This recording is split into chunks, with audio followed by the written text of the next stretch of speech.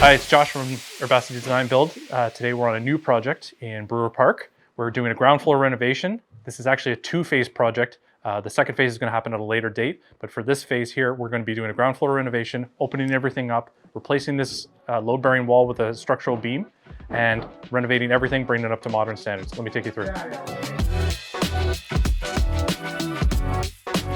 So our clients approached us, and we have a little bit different of a normal setup in that we're going to do a two-phased approach to this project. So this first phase, we're going to do the ground floor, and the second phase, we're going to do the second floor renovation and a second floor addition over an existing first floor addition and the existing porch. Now it's a little bit different because we're going to plan ahead and bring a lot of our utility runs upstairs into this space so that we don't have to be as intrusive during the second phase of the renovation. So we have an existing chimney that runs through the existing structure. We're going to take it down right from the roof all the way to the basement, and we're going to reuse this chase to bring ductwork, plumbing, and electrical all up to the second floor in preparation for the second phase addition, even though we aren't tackling that as right now.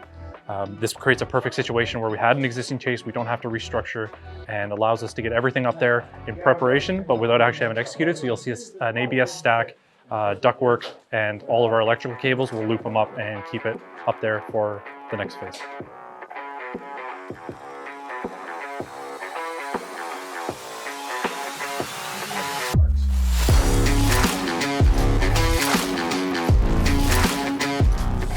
So one of the first things we have to do is deal with all the framing issues and remove this wall and put a beam in place. So right now the beam is a little bit too long. We're cutting it down to size, and we're going to be installing this next week.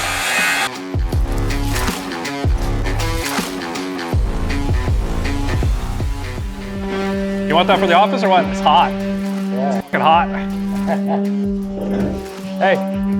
Hey, you want that for the office? No? Okay. The way this is balloon framed, we can't get an LVL in there.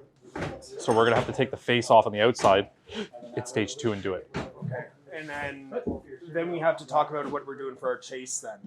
How we're going to be, because we're taking down the brick, like the brick fireplace. Yeah.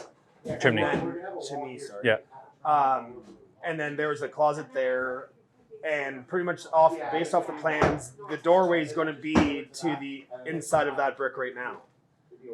The way the plan's measuring, the door frame, like the frame. I hear the word. Yeah. I don't believe you.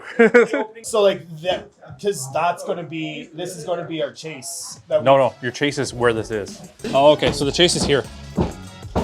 Chase is right. Chase is right here.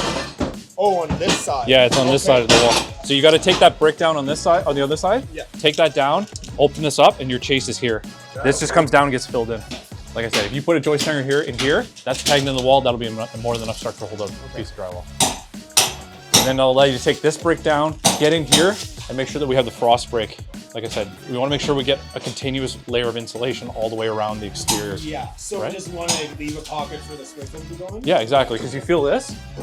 It's cold. Oh yeah. It's cold because the brick's just wicking the cold in. Yeah. So one of the things we've encountered after we've started demolition is there's brick on the existing face that runs right to the exterior.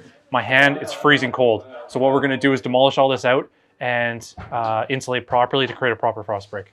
One of the things we had to address on this project is we did have asbestos. As part of our design process, we do a DSR, a designated substance report. The designated substance report revealed that we had asbestos in some ceiling plaster around the vents and in tiles in the basement. And so we had that all abated last week, which allows us to proceed with the demolition without fear of being contaminated with asbestos-containing materials and other toxic materials as well.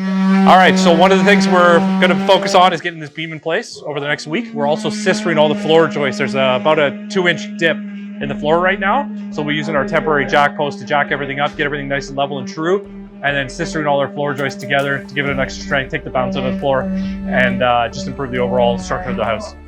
We do have balloon framing, so we're going to be doing some additional work on the exterior walls as well to help lock those up, make sure they're supported for the next 100 years. We're going to be opening this up into a patio door, putting a header in there since we found out there actually is no header installed over that window, and doing all of our interior walls as well. So that'll be all coming over the next couple of weeks. Next week, we're going to be wrapping up the framing. Week after that, we're doing electrical, mechanical, rough-in, and we'll be on to spray foam in a couple of weeks here, get everything buttoned up and keep the weather out. Anyway, that's it for this week. Talk to you next time.